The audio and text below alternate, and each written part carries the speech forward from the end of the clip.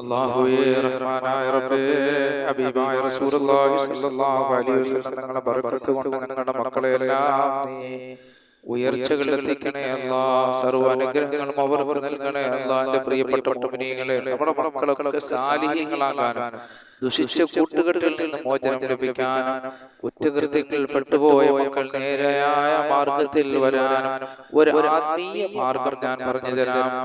ആ ആത്മീയ മാർഗം നിങ്ങൾ എല്ലാവരും അത് പരീക്ഷിച്ചു നോക്കിയാൽ നമ്മുടെ മക്കളൊക്കെ സാലിഹ്യങ്ങളാകുന്നതാണ്. അതുപോലെ കുട്ടികളുടെ ഓർമ്മശക്തിയും ബുദ്ധിശക്തിയും വർദ്ധിക്കാൻ, വികൃതി മാറിക്കിട്ടാനും അനുസരണമുള്ള മക്കളാകാനും ഈ പറയുന്ന മഹത്തുക്കളായ പണ്ഡിതന്മാര് പറഞ്ഞു തന്ന ഈ അവരെ നിങ്ങൾ മുറുകെ പിടിച്ചാൽ നമ്മുടെ മക്കളൊക്കെ സാലിഹ്യങ്ങളാകുന്നതാണ്.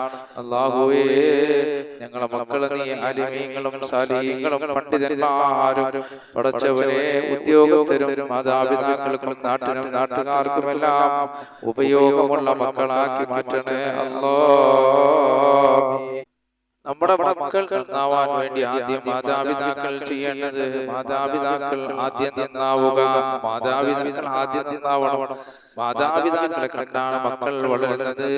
മാതാപിതാക്കൾ നല്ല സ്വഭാവത്തിലും നിസ്കാരമുള്ളവരായാൽ മാത്രമേ മക്കൾ അത് കണ്ടു നാളെ നിസ്കാരമുള്ളവരാവുകയുള്ളൂ.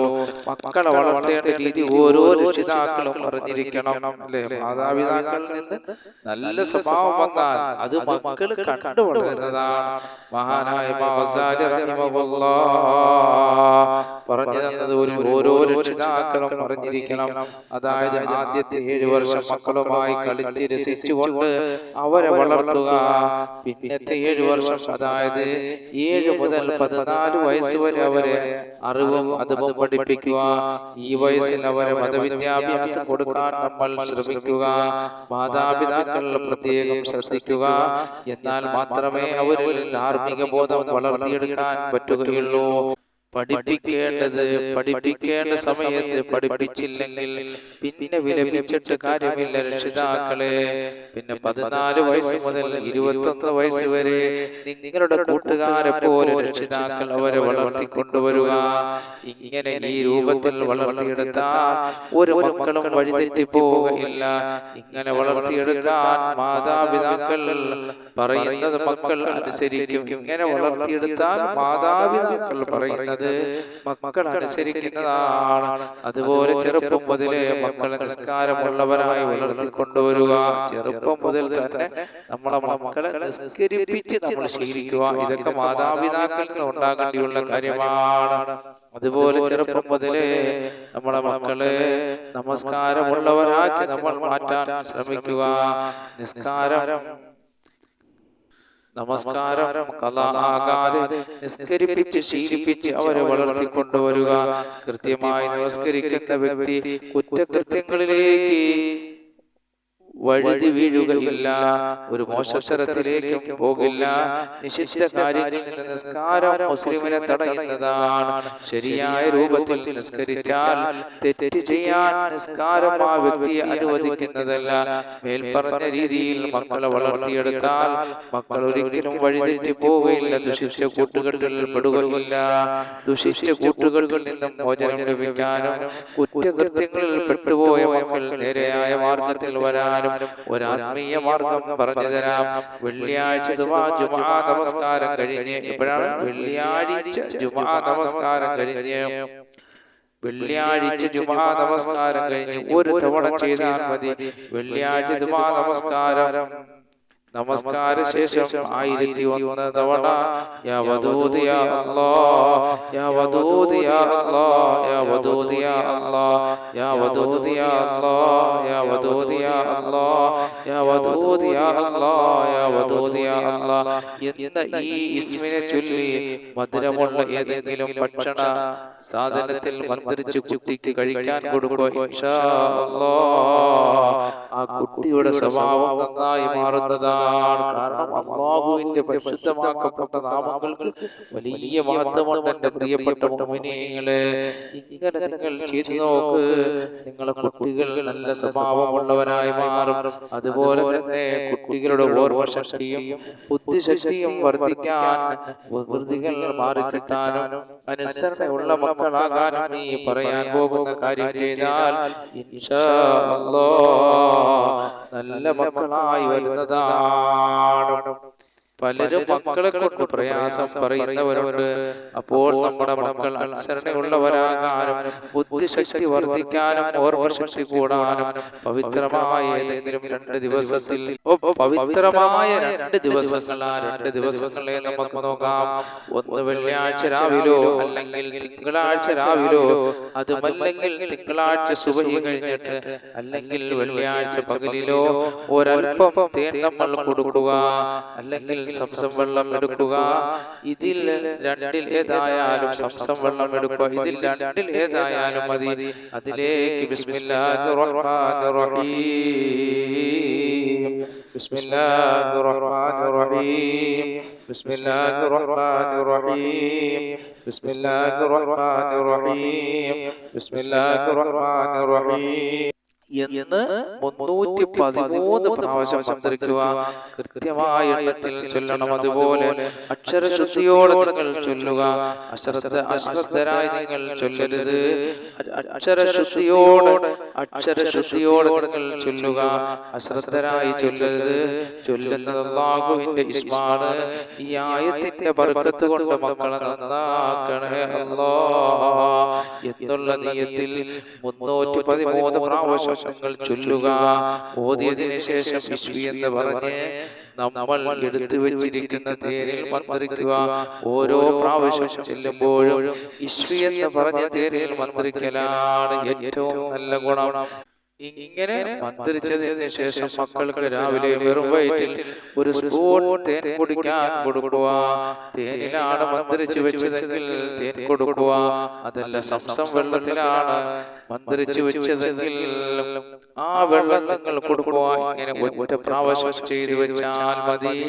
ഇങ്ങനെ 3 ദിവസം കൊടുക്കുക, അല്ലെങ്കിൽ 7 ദിവസം, അല്ലെങ്കിൽ 11 ദിവസം വരെ കൊടുക്കാം. നിങ്ങൾ ഓതാൻ എടുത്ത തേനിന്റെ അളവ് പോലെ. അപ്പോൾ നിങ്ങൾ ഓതാൻ എടുക്കുമ്പോൾ 11 ദിവസത്തേക്കുള്ള തേൻ എടുക്കുക. അതാണ് ഏറ്റവും എഫക്റ്റീവ്. 11 ദിവസം കൊടുക്കാമല്ലോ. അങ്ങനെ നിങ്ങൾ മന്ത്രിച്ചു കൊടുത്താൽ തീർച്ചയായും അതിന്റെ ഫലം കിട്ടുന്നതാണ്. ബിസ്മില്ലാഹിർ റഹ്മാനിർ റഹീം, ബിസ്മില്ലാഹിർ റഹ്മാനിർ റഹീം, ബിസ്മില്ലാഹിർ റഹ്മാനിർ റഹീം എന്ന് നമ്മൾ ഓതി തേനിൽ മന്ത്രിക്കുന്നതിന് മുമ്പ് നിങ്ങൾക്ക് അറിയാവുന്ന സലാത്ത് 7 തവണ നിങ്ങൾ ചൊല്ലുക. എന്നിട്ട് ബിസ്മില്ലാഹിർ റഹ്മാനിർ റഹീം, ബിസ്മില്ലാഹിർ റഹ്മാനിർ റഹീം, ബിസ്മില്ലാഹിർ റഹ്മാനിർ റഹീം എന്ന് 313 തവണ ഓതി തേനിൽ മന്ത്രിക്കുക. എന്നിട്ട് വീണ്ടും 7 സലാത്ത് കൂടി ചൊല്ലുക. സലാത്ത് ചൊല്ലി തേനിൽ മന്ത്രിച്ച് ഓതേണ്ടതില്ല, ചൊല്ലിയാൽ മാത്രം മതി. ബിസ്മില്ലാഹിർ റഹ്മാനിർ റഹീം എന്ന് 313 തവണ ഓതി മന്ത്രിക്കുക. ഇൻഷാ അല്ലാഹ് ഈ പറഞ്ഞ മഹത്വങ്ങളെല്ലാം മക്കൾക്കുണ്ടാകുന്നതാണ്.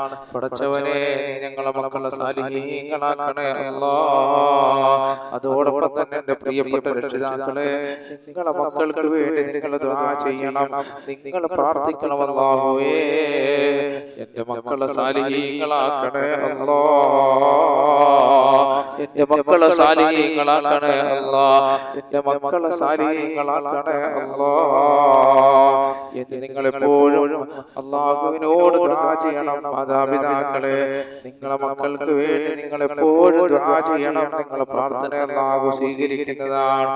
തമാശയ്ക്ക് പോലും നിങ്ങളെ മക്കളെ നിങ്ങൾ ശപിച്ചു പോകരുത്.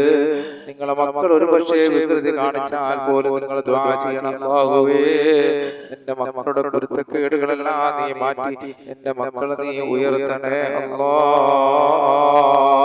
പടച്ചവനെ, ഞങ്ങളെ മക്കളെ ഞങ്ങളെ കണ്ണിന്റെ കുളിർമകളാക്കണേ അല്ലാഹ്. നീ ഞങ്ങളെ മക്കൾക്ക് ആഫിയത്തുള്ള ദീർഘായുസ് നൽകണേ അല്ലാഹ്. പടച്ചവനെ, ഞങ്ങളെ മക്കൾക്ക് സന്തോഷങ്ങൾ നിലനിർത്തണേ അല്ലാഹ്.